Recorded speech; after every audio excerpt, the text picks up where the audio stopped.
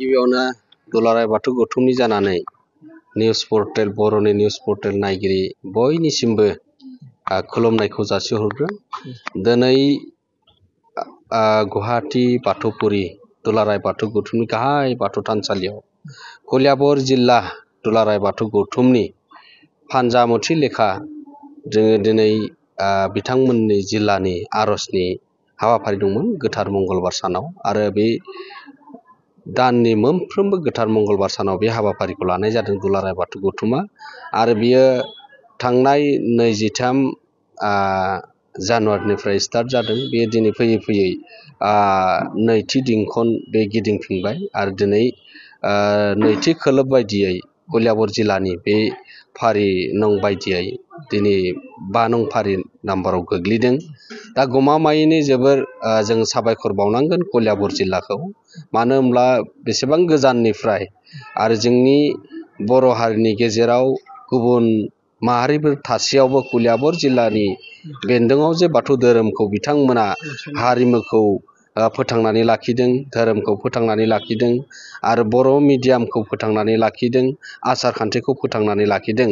आरो बिथांमोना फ्राय गंबा आल्ट्रा गारि लाबोनानै दिनै बेसेबांबा आरो फिसा फिसा गंनैसो गारि दंबावो।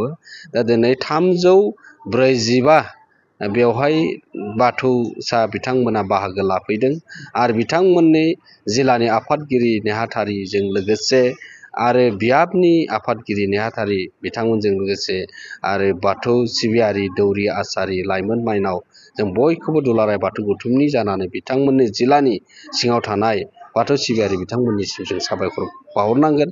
मानो होनबा दिनैनि समाव बाथौ धोरोमखौ जौगासार खालामनो थांनायाव दिनै गमामायैनो दिनै मोगथां महर मोनसे खालामनो थांनायाव बिथांमोननि गोबां बिहोमा दं। आरो दिनैनि बे आर'ज लानाय हाबाफारियाबो दुलाराय बाथौ गौथुमनि थाखाय आरो बर' माहारिनि थाखाय बे गमामायैनो मोनसे जांख्रिखांनाय लाबोदों बर' माहारिनि गेजेराव।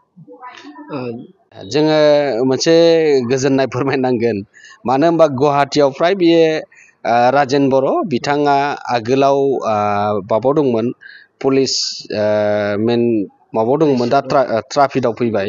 दा बिथाङा दुलाराय बाथौ गौथुमनि गाहाय मावखुलियाव खाथि जानाय लेखा दा जालुकबारि आउटपस्टआव राजेन बर' बिथाङा दिनैनि समाव दुलाराय बाथौ गौथुमनि जायखिजाया हाबाफारियाव बिथाङा मोनफ्रोमबो गोथार मंगलबार सानाव हाबाफारि हिसाबै बाहागो लाफैबाय थादों, आरो मोजां मोनसे जोंखौ मददथि होबोगासिनो दङ। मानो होनब्ला बिथाङा दिनैनि दौरि आफादफोरनिफ्राय जाबायदि राङारि अनसुंथाइ मोनसे बाक्सु बेखेवनाय गोथार बे हाबाफारिखौ बिथांनि आखाइजोंनो मावफुंनाय जायो, आरो बिथांखौबो दुलाराय बाथौ गौथुमनि जानानै साबायखर बावदों। आरो बिथांनि जा साननाय जा सानस्रि आरो जोंनि बाथौ धोरोमखौ जौगाखांहोनायाव बिथाङाबो दिनैनि समाव जोंखौ एसे मदद होनायखौ जों मोनबोबाय थादों, आरो बिथांनि न'खर आरो बिथांजों लोगोसे आरो समाजजों गासैबो गोजोन थासारि मोनसे लाबोनो हानायनि मोनसे बिहोमा दं।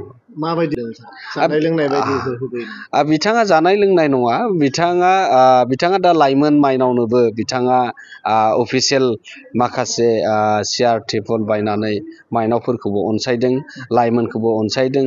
आरो दुलाराय बाथौ गौथुमाव बे थानसालि लुफुंनायनि थाखाय जा जोङो रायजो राजाफोरनि मोनसे दानारि मदद नागिरनायाव बिथाङाबो 1 लाख रां बै दुलाराय बाथौ गौथुमनि बाथौ थानसालि लुफुंनायाव होगोन, आरो बिथाङा जेब्लानो गोनांथि जायो अब्लानो होगोन, बेबायदियाव बिथाङा दङ। आरो बेबायदि दुलाराय बाथौ गौथुमा जोङो दिनै बेबायदि रायजो राजाफोरनिफ्राय रांफोर खांथुमनाय हाबाफारिखौबो लांगासिनो दं। दुलाराय बाथौ गौथुमा दिनैनि समाव गोबां जिल्ला आफाद आरो बियाब आफादफोराव गोबां एवारनेस लाबोगासिनो दङ। जेरै फैबाय थानाय बाथौ गोथार सानखौ लानानै दुलाराय बाथौ गौथुमा थांनाय जोङो एग्जिकिउटिभआव मोनसे जोङो हाबाफारियाव सावरायनाय लेखा जों मोनसे हाबाफारि लानाय जादों, जे मोनफ्रोमबो जिल्लानि सिङाव थानाय एबा साननैनि हाबाफारियै माने खुंफुंनो थाखाय जोङो लाइजाम हरबाय आरो बेजोंनो जाबासे धोरोमखौ सांग्रांथि लाबोनो थाखाय बाथौ धोरोमखौ जौगासार खालामनो थाखाय जोङो साइकेल रेलि जिल्लानि बेन्दोङाव लानो थाखाय खावलायदों। बेयो जाबाय साननैनि हाबाफारिजों सोरबा सानथामबो दङ, नाथाय साननैनि हाबाफारिखौ खुंथांनांगौनि थाखाय मिरु गौथुमनिफ्राय जोङो बिथोन हरनाय जादों आरो बियो आलो गोजोनै बियो जालांगोन।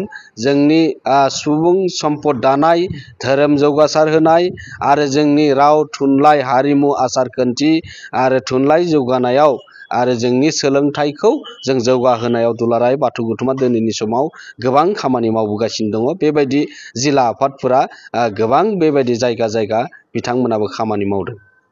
क'र्डिनेशन कमिटिया माबायदि?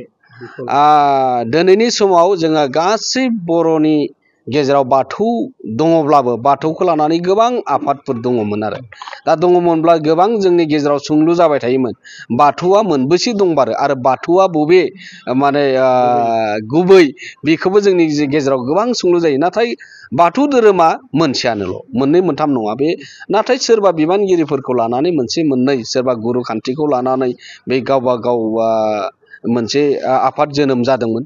बेफोर गासै आफादफोरखौ लानानै दुलाराय बाथौ गौथुमनि नाजानायाव गासै जोङो बाथौ 14टा मोनसे आफादफोरखौ लानानै जों क'र्डिनेशन कमिटि दानाय जादों आरो बिनि गाहायाव जोङो खेराइ फोरबोखौ बोसोराव माबा मोनसे दानखौ आरो खालारखौ थि खालामनानै खुंनायनि हाबाफारिनि थाखाय सावरायगासिनो दङ आरो जोंनि गेजेराव गोथार बाथौ सानखौ फालिनो थाखाय जोंनि मुलुगनां बाथौ धोरोमखौ खालामनो थाखाय जोङो बे क'र्डिनेशन कमिटियावबो सावरायदों आरो फैबाय थानाय डिसेम्बर दाननि 15 खालाराव दानथल बाथौ क्लाबाव बेवहाय क'र्डिनेशन कमिटिनि बे गुवारै सावरायनाय जादों आरो बे दिनखालिनो जोंनि खेराइ फोरबोखौ माला खुंफुंनाय जायो बेखौ बै दिनखालिनो जोङो रायजो राजानो जोङो मोनथिहोनाय जागोन।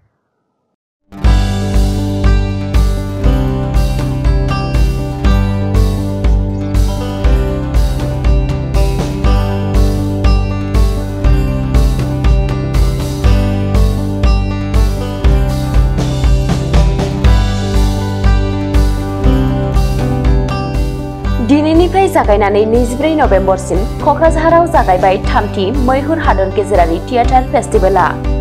थांनाय बोसोराव बिटिआर खुंथायनि हेफाजाबजों खुंबोबाय थानाय बायदिनो देग्लायबो बिटिआर खुंथायनि सिनेमा एन्ड थियेटार बिफाननि हेफाजाबाव क'क्राझार लोरगि थियेटार ग्रुपनि बानजायनायजों क'क्राझारनि सान्दामारियाव थानाय बड'फा कालचारेल कमप्लेक्सआव दिनै 21 नभेम्बरनिफ्राय 24 नभेम्बरसिम सानब्रैनि हाबाफारिजों 3थि मैहुर हादर गेजेरारि थियेटार फेस्टिभेलआ जागायबाय। दिनै 21 नभेम्बराव मोनाबिलिनि 6 रिंगायाव लोरगि थियेटार ग्रुपनि जावलिया देवान, इंराजि रावनि द आक्सियम अफ चइस, 22 नभेम्बराव असमिया रावनि गायान बायानर बिलय, कानाडा रावनि माथिया, 23 नभेम्बराव इटालीनि राव गैयै पपकर्न ब्रेक, हिन्दी रावनि हाकिम, 24 नभेम्बराव आमेरिकानि सिसा आरो असमिया रावनि थेङा मर्टन। बे गासै मोनदाइन नायजाबफोरखौ लानानै खुंनो लानाय 3थि मैहुर थियेटार फेस्टिभेलआ दिनैनिफ्राय जागायबाय।